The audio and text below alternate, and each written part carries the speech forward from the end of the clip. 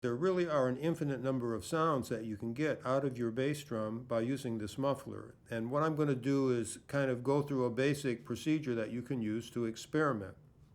I can't possibly show you all the positions because there are thousands, but just to give you a general idea of how to start.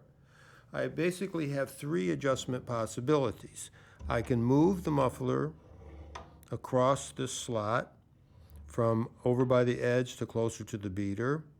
I can also angle the two pads to hit different points on the head, and I can adjust the tension of the pads independently. Now, generally speaking, you don't have to put the pads on very tight to get maximum muffling. Some people think you have to really crank the pads hard, but it doesn't really work like that, because when you put too much tension on a head with a pad, all it does is it raises the pitch, but it will still ring a lot. So light muffling is usually the best. So to begin with, what I'm going to do is I'm going to go through some kind of like basic positions, starting with having the two pads fairly close to the edge of the drum. And just so you see what the sound is like without any muffling, I'm going to start by playing some taps on the drum with no muffling at all, and then I'll start adjusting the pads. So here's the drum in its most natural positioning.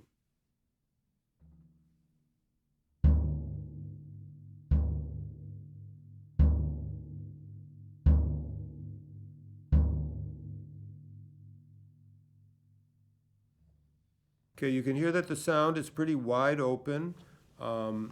I've got the heads tuned to a fifth. In other words, the batter head is the fundamental and the front head is a fifth higher than that. That's giving me a fairly pure range of overtones. Now I'm going to put some muffling on the top pad.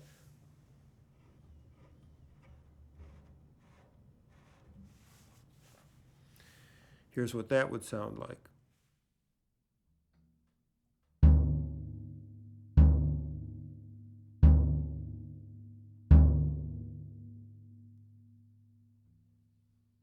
Now I'm going to add the muffling by tightening up the bottom pad.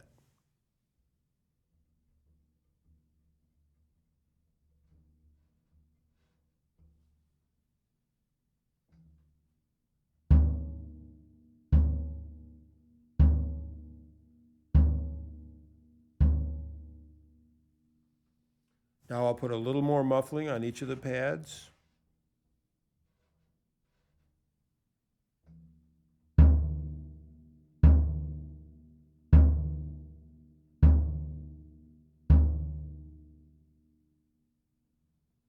Now I'm going to move the pads to the second position, kind of midway across this bar.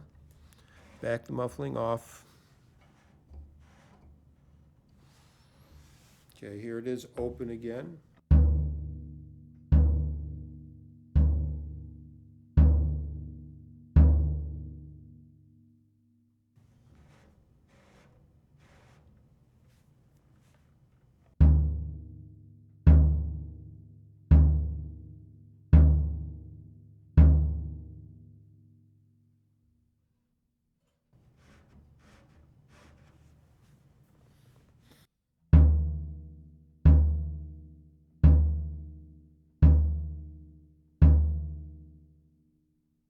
Okay, and as I'm sure you could hear, that particular adjustment made a lot of difference in the sound because it just depends on the drum, the size of the drum, the tuning of the heads, but this is what you're looking for. Where can I find the sounds that I want?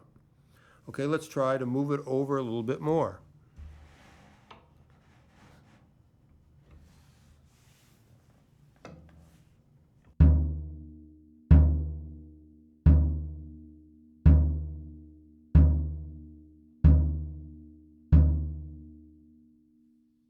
Now you can hear that most of the lower fundamentals have gone because I've got the pads fairly close to the center of the drum, because that's where they're coming from. All right, so what you can do initially is keep positioning the pads across the head in different places and changing the muffling to see what happens. It's a kind of trial and error process, but little by little you'll begin to find the sounds that you want. Now, in addition to this, you can angle the pads to affect a wider variety of the overtones. So let's try a couple of those positions.